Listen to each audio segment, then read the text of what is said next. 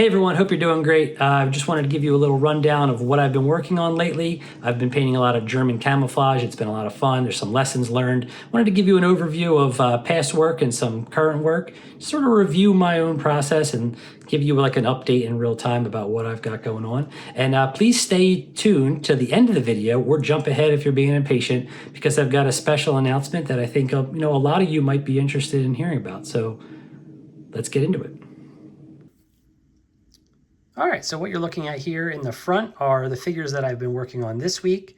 These figures here in this middle row are figures that I've previously painted on the channel. If you go through my shorts, if you go through to my channel and search through my shorts, you can find videos on how I painted each one of these. A few of them are made up camo patterns, like these two right here, just like woodsy prints.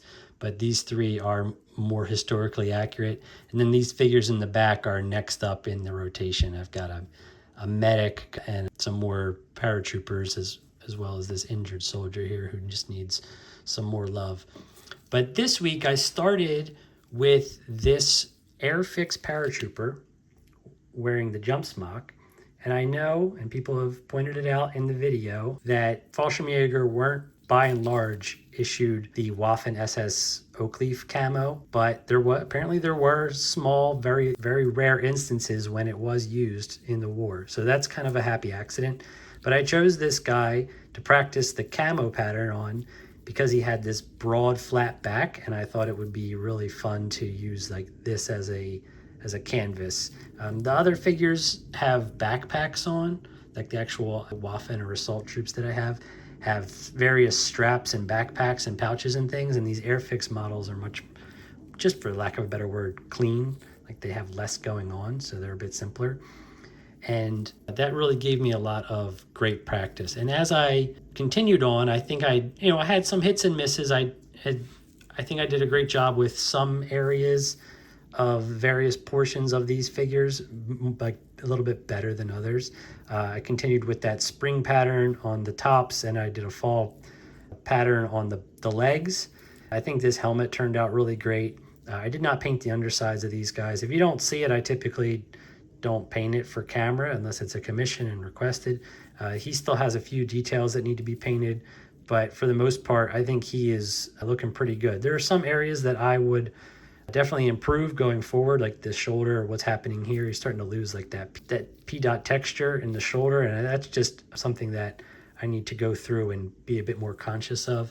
The figure on the ground here, he has like the least, I think he's probably the least successful in that regard. Like it does look good, it's blotchy, but I'm losing that like little dotted pattern that is so iconic of this camouflage. It kind of works in some areas, but I think I just need to go back in and add a few more dots in various places and do a bit more overlapping to really push this one a little bit further. I think this figure was the most successful of the three. The mismatched uniforms here, I think this is looking really good. Still need to finish his weapon and the various details of his straps and the ammo can he's holding here. His face is also half done as well. So I'm kind of like bouncing around between all of these figures and touching them up as I go. And this is sort of me just noodling and, excuse the pun, waffling on it a little bit. This flamethrower guy I think turned out really cool, but needs a bit more work to sell that horizontal dot pattern a bit more, specifically maybe in the knee. Just sometimes when where the folds get really wrinkly is where it becomes a bit tougher to mimic that pattern in a believable way. But I really like how these guys turned out. I even ordered a whole new set of these. These are specifically by BMC Toys, originally Classic Toy Soldiers, now sold by BMC Toys, produced in 2012. So I'll link them in the description. They are a blast to paint. They do take paint really well. You wash them up a little bit with a little bit of dish soap and then get the oils off, prime them, and you're ready to go. I've been using all Vallejo model color paints, a little bit of game color too, where I have it, to paint these figures up. And I want to go and get the actual Waffen SS kits that Vallejo sells, so I have like more accurate colors. I'm pretty much using what I have and doing my best to match the examples that I find online. So in the future, I'll be painting this soldier who's surrendered. I kind of got the base coats down on his flesh. I've got a medic carrying a stretcher here. I've also got 2 other medics with a stretcher that could be carrying these wounded soldiers that I need to finish, but this guy is primed and ready to go. I have the figure here holding a artillery shell, and he'll be a lot of fun to paint because he's got these nice broad flat expanses of fabric, and this should really paint up nicely.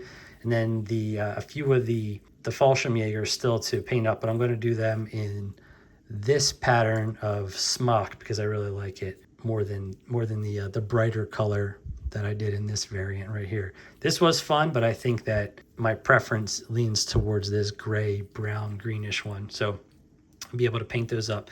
Also did a bunch of dirtying up of the trousers and the boots here.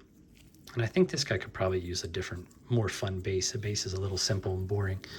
That's one of the areas I tend to over simplify or overlook, neglect even, because I'm focused on the figures. Then there's these 2 other paratroopers on the ground. Everyone's holding these MP40s, so this one included. So I do like the consistency in the weapons, and the firing poses are pretty good. These are newer Airfix models. These are a harder blue plastic than the vintage figures, which are softer and just a little bit more difficult to paint because they don't take the primer as well. But I have their skins painted up, and they just need their smocks painted and then some detailing, some dirt. So the goal here...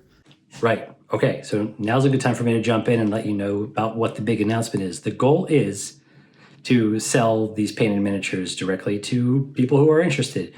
In order to do that, I want to first gauge interest in how many people might want to buy these painted figures.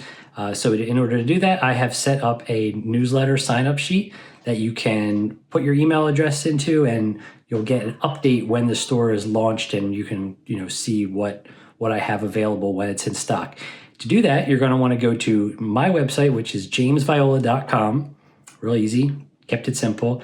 At the top, there is a little form for your email address. You punch that in there, and you'll get a confirmation. And I promise not to spam you with a bunch of emails, but what I will do is in about 2 weeks, closer to Thanksgiving, you'll get probably a heads up that I will be launching soon, just so you can be ready if you're interested, and some more information on what the pricing will be. So yeah, that's the big announcement, is I do plan on selling a lot of my painted miniatures, and then moving forward, painting specifically with the intention of selling. But I decided now was a good time to make them available for purchase. So I'm still working on, building up the inventory, but once it's gone, it's not like I can easily restock. So I am working on a process for having regular updates to the site. But again, you'll want to sign up for the emails to get notified when that time comes, so you never miss a new, we'll just say miniature drop. So thank you so much for watching. Continue to check out my shorts, and please like and subscribe.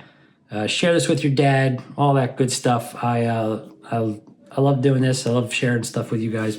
But I want to make this make sense financially for myself, and also share my art with people who are going to value it and appreciate it for the craft and artistry that goes into it. So yeah, thank you again. See you in the next video.